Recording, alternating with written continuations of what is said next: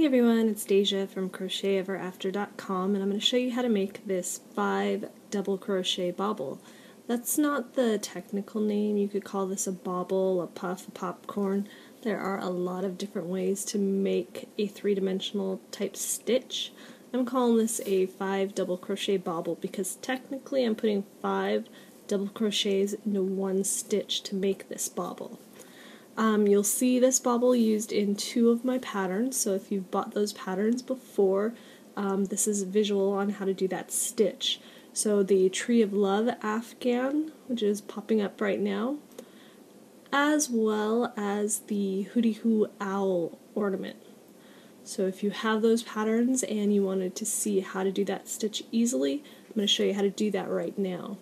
So when you're working this bobble stitch, it's always important, if you're just going to use this stitch and make your own pattern, to start with a base of stitches that are shorter than the stitch that you're using for your bobble.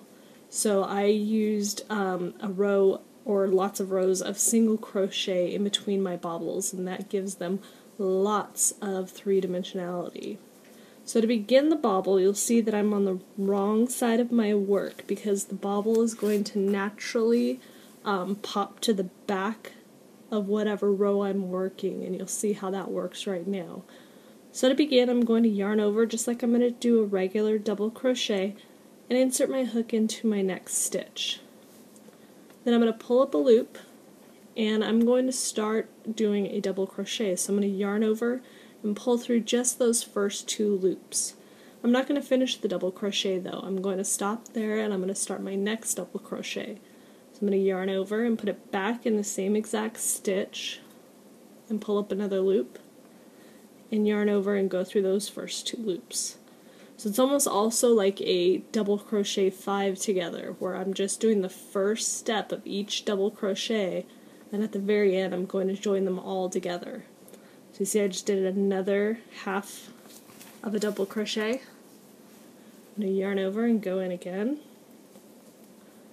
And you don't have to keep track of how many you're making, just keep going until you get 6 loops on your hook. That'll mean that you have your original loop and then 5 of your half-made double crochets. So this is my last one. So now I have 6 loops. I have my original loop and I have the 5 half-made double crochets, and now I'm going to turn it into a bobble. I do that by yarning over, and I turn my hook face down towards my stitches, and I'll be able to easily pull that loop that I just did the yarn over through all of the loops on my hook. And that's going to create the bobble. Now to make it stick out really far, the next step is the important one. I'm going to insert my hook in my next stitch and do my single crochet. And I'm going to pull it down nice and tight. Usually you don't pull your stitches tight, but the stitch after a bobble, you can pull that down nice and tight and you'll still be able to work in it when you come back on the opposite row. But that's going to help make your bobble pop out and be really three-dimensional. And just single crochet across. And I'm going to do another bobble for you. Oops, caught it here. Let me fix that.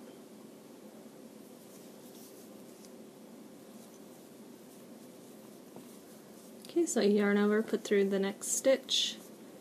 Start that first 2 loops, yarn over, pull up a loop, go through the first 2. After a while it gets very easy to do. You just have to make sure you're only pulling through those first 2 loops. Remember, you don't have to count, you can just keep going until you get the 6 loops on your hook. And you can change this up, you can do just 3, 4, however many you want to do. That's going to be good for your project. So if you don't want like a super huge bobble like this one, try just 3 double crochets and see how that sticks out. Remember, pull down that single crochet after your bobble. Only pull down the one after your bobble, don't pull down any of the other single crochets. So now I've got 2 more bobbles on my row, and the important thing is when you go back, you'll see that my bobbles kind of sit on top of each other, but they're not puckering my work. If I just did bobbles after bobble after bobble, because I can push these to the other side if I need to. I can push them to all one side if I wanted to. you're going to get a very puckered fabric, so an important thing to do is a row of just regular single crochet. So after you do a row of bobbles, single crochet back across. And you'll see this was one of the stitches that I pulled down really tight. It's very easy to insert my hook. There's no problem putting my hook through that stitch that I had to pull down tight. And the bobble stitch is really large because it pulled all of those double crochets together. So just single crochet, a row across, and then do your bobbles again to keep from getting puckered up fabric. So that's how you're going to do your 5 double crochet bobble. I'll do other videos on other types of three-dimensional stitches like puffs and popcorns, but just to get you started, this is it. And if you have any questions, leave them below, and thank you for watching.